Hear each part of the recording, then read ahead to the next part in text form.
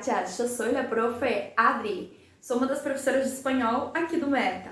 Gente, na aula de hoje eu quero falar com vocês sobre um tópico gramatical que é super importante, que é a classe dos artículos.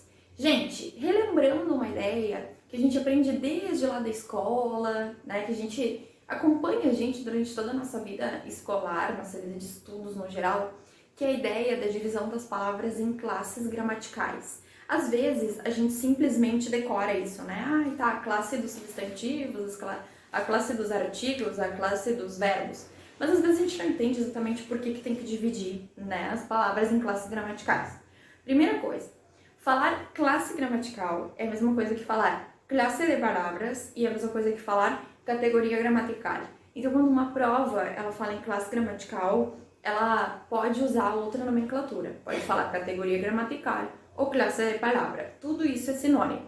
Daí eu vou te explicar agora porque eu vou te dar uma ideia bem concreta, assim, uma explicação bem do cotidiano para a gente entender qual é a diferença e por que eu tenho que dividir as palavras em classes. Primeiro, eu quero que a gente chegue a um consenso aqui. Vamos pensar o seguinte, a língua, ela tem muitas palavras. E todos os dias, em várias partes do mundo, em vários lugares do mundo, são criadas palavras novas. Isso acontece com a língua portuguesa, com a língua espanhola. Então, a gente vai criando palavras, elas começam a ser usadas, né? Ganham uma dimensão mais ampla aí no mundo, né? No contato com os falantes. Então, tem muita palavra no mundo. Tem classes gramaticais que são infinitas. Ou seja, por exemplo, a classe dos substantivos.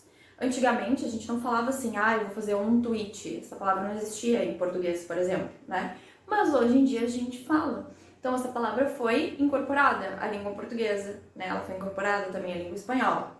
Agora, tem classes gramaticais que elas são mais fechadas, né? A gente chama de finitas, mais fechadas. Tipo assim, a classe das preposições. Eu tenho uma lista de preposições. É claro que essa lista, ao longo da história da humanidade, da história dos falantes, ao longo da história da língua, é claro que essa classe ela foi tendo incorporações, foi tendo algumas modificações, mas essa classe é muito mais fechada. Tipo assim, eu não posso criar uma preposição do nada, porque é diferente uma preposição, é diferente um substantivo. Eu falei aqui que a aula hoje é sobre artigos, só que eu tô te dando uma ideia mais ampla do que é classe gramatical para tu entender depois qual é a função da classe dos artigos especificamente. Então pensa comigo rapidinho na seguinte comparação. Se eu falo, por exemplo, vamos pensar assim no ambiente escolar. Se eu falo el estudiante, o estudante, ou melhor, até se eu falar assim, estudiante, vem uma ideia na tua cabeça. Tu pensa em alguma coisa, né? Num estudante, num menino, numa pessoa. Então, a palavra estudiante, quando ela é pronunciada, ela gera um pensamento na cabeça de quem escuta, né? Se eu falar estudiante pra ti, tu vai pensar alguma coisa. Agora, se eu falar pra ti simplesmente a palavra de, aleatoriamente, sem fazer parte de uma frase, tu vai pensar assim, tá, Sora, mas de o quê? De em que contexto? Exatamente porque a palavra de é de outra classe gramatical, bem diferente da palavra estudiante, e a palavra de, ela não tem um sentido próprio. Ela não nomeia um elemento do mundo. Estudiante sim, porque estudiante é um substantivo, então nomeia as coisas do mundo. Mas a palavra de, ela, apesar de não ter um sentido próprio, ela vai ter uma função relacional dentro do texto, dentro da frase. Então, pensando ainda no contexto escolar, vamos supor que tem uma cadeira de madeira na sala de aula. Eu digo assim, silla de madeira. No momento em que eu coloco a preposição de entre silla e entre madeira, eu estabeleço uma relação entre essas duas palavras, silla e madeira. Então, digamos que a preposição de seria tipo um cimentinho que une as duas palavras. Só que ela, nesse caso, em que ela está atrelada às duas palavras, e principalmente a palavra madeira, de madeira, ela estabelece aí na frase uma relação de material. Como assim de material? Estou falando de caneta, cola, lápis? Não estou falando disso. Eu estou falando de material que gera um produto. Quando eu falo silla de madeira, eu estou falando material que constitui a cadeira, que forma a cadeira. Então veja que interessante. Por um lado, estudiante tem um sentido próprio. Por outro lado, a palavra de não carrega um sentido próprio, mas quando ela se relaciona com outras palavras, ela estabelece uma relação semântica. Legal, né? Só que a gente já percebeu que a palavra estudiante não pode ficar na mesma classe que a palavra de. Mas a palavra estudiante pode ficar na mesma classe que a palavra professora, porque professora é uma palavra que nomeia algo do mundo, nesse caso, nós, professoras maravilhosas, rainhas, divas, né? Então, eu percebo que eu já tenho uma classe aí, a classe dos substantivos. Eu falo estudiante, eu falo professora. Aí depois, por exemplo, a preposição de, ela pode se relacionar com a preposição por. Tipo, quando eu digo assim, camino por la calle, eu caminho pela rua. O que acontece? Se eu falar por em espanhol, fora de contexto, isso não tem nenhum sentido. Veja bem, até porque por de colocar em espanhol eu falo poner. Então, por não tem um sentido próprio em espanhol. Agora, quando eu falo por la calle, camino por la calle, eu estou mostrando o caminho que eu percorro. Então, esse por me dá uma ideia de trajeto. Mas essa ideia só se expressa dentro da frase, quando a preposição por, ela se alia a outras palavras. Daí, então, agora a gente entendeu por que as palavras precisam se organizar em classes. E a classe gramatical que eu quero abordar hoje, principalmente, que eu vou aprofundar para que a gente saiba tudo sobre ela, é a classe dos artigos. Daí vamos pensar assim, o artigo, ele não é preposição, ele não é substantivo. O artigo, ele também não carrega um sentido próprio, tá? Ele não nomeia uma coisa. Ele trabalha, na verdade, num rolê que é o seguinte, vou te explicar por que é um rolê. O substantivo, ele tem dois principais amigos. Quais são os principais amigos do substantivo? O artigo e o adjetivo. Por quê? Porque o adjetivo, por um lado, caracteriza o substantivo. O artigo, por outro lado, eu gosto de dizer que ele funciona como se fosse um letreiro de ônibus. Talvez essa história tu tá viajando, essa quarentena tá te deixando louca. Não, eu não estou enlouquecendo, vai fazer sentido o que eu vou dizer. Olha só, pensa comigo. Tu tá lá na tua parada do Rubem Berta, esperando o teu Rubem Berta, o teu Belém Novo, o teu Ipanema Cavalhada, sei lá qual é o ônibus que tu pega, tá? E aí, T7, não sei por onde que vocês vão, tá? Tô esperando lá o teu ônibus. Qual é a coisa que tu fica olhando? Assim, tu vai dizer, isso aí eu olho outras coisas, tá? Mas a principal coisa que a gente olha pra ver se a gente pode entrar no ônibus é o letreiro do ônibus, né? Pra ver ali qual é a linha, se a gente pode pegar pra onde que a gente vai. Então, o letreiro informa algo muito importante sobre o ônibus. Qual é o trajeto dele? Qual é o sentido dele, né?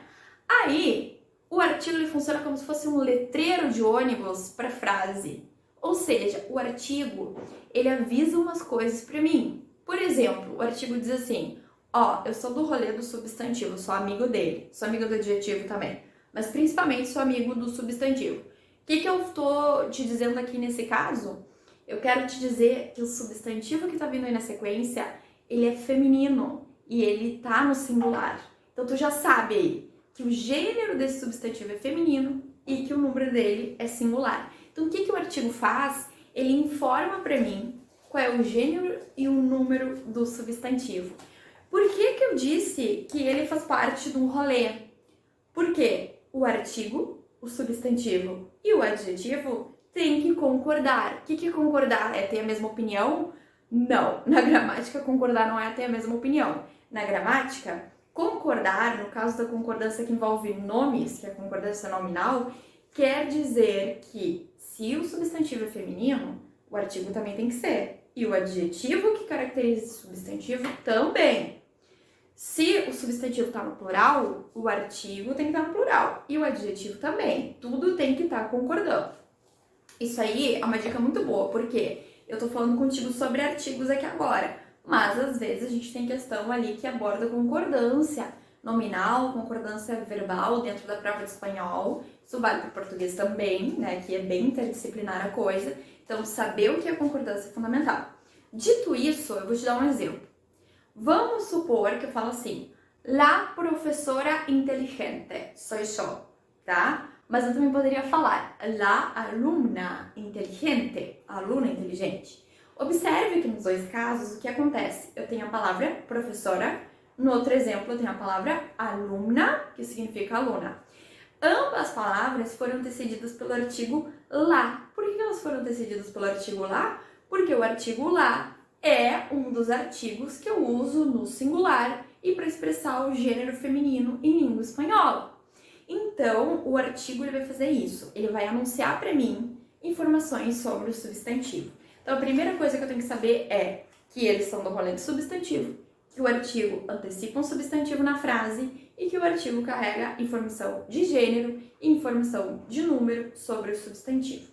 Daí, gente, vamos pensar no seguinte agora. Existe em língua espanhola artigo que eu chamo de definido e artigo que eu chamo de indefinido. A própria nomenclatura, ela já diz um pouquinho para mim do que são, do que eu tô falando quando falo dessas subcategorias. Quando eu tô falando de artigo definido, eu tô dizendo que o artigo que eu tô usando, ele determina o substantivo que eu usei no texto. Ele especifica esse substantivo.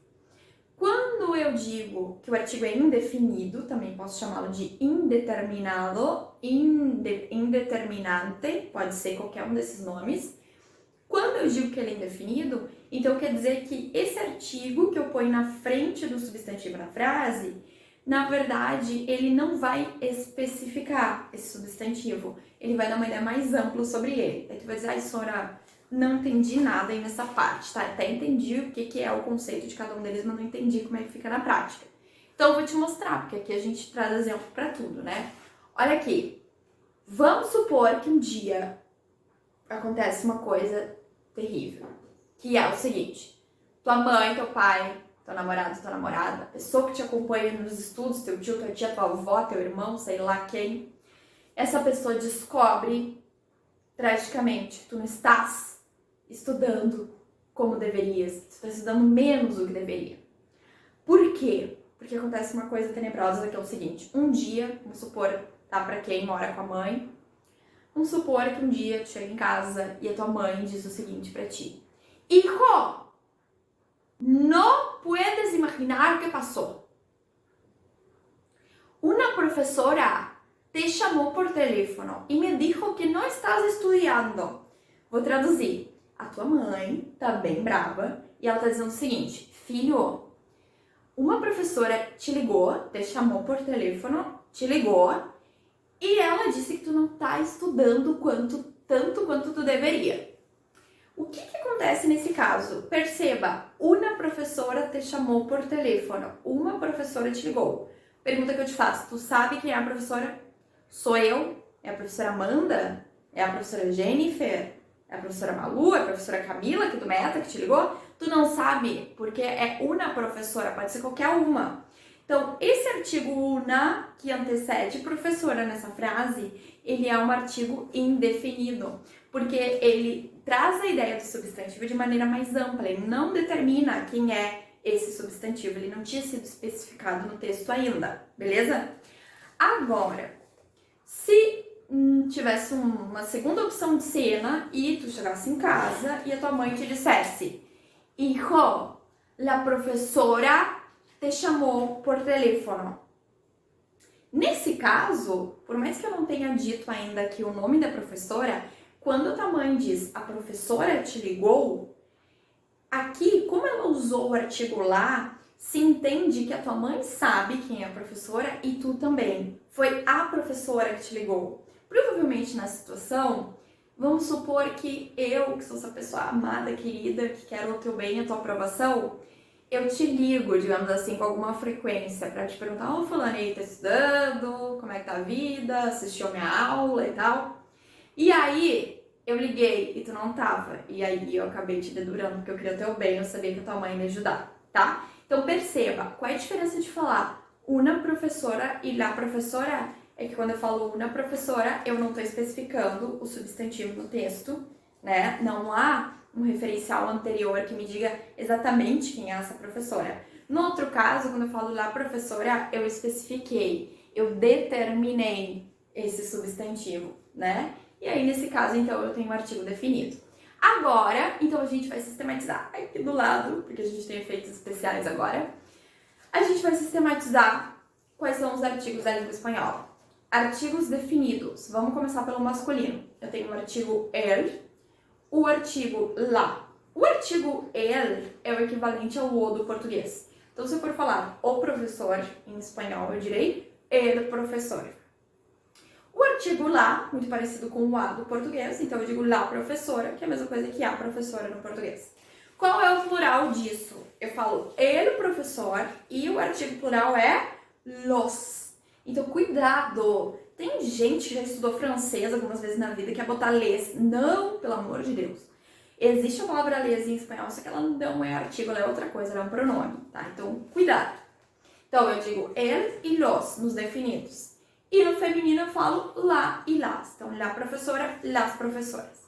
Agora, por favor, a gente tem os artigos indefinidos. Quais são os artigos indefinidos? O artigo un, que é a mesma coisa que um. Então, un professor, um professor. O artigo unos, que é plural, que é a mesma coisa que uns do português. Então, não tem a palavra uns em espanhol. Falo unos professores.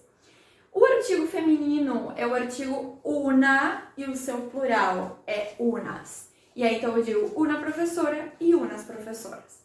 Gente, eu falei professora aqui o tempo inteiro para te dar um parâmetro de comparação, mas é óbvio que tu pode botar esses artigos antes de qualquer substantivo, né? Então, eu posso falar el estudiante, el professor, el libro, el dia, e tá tudo bem.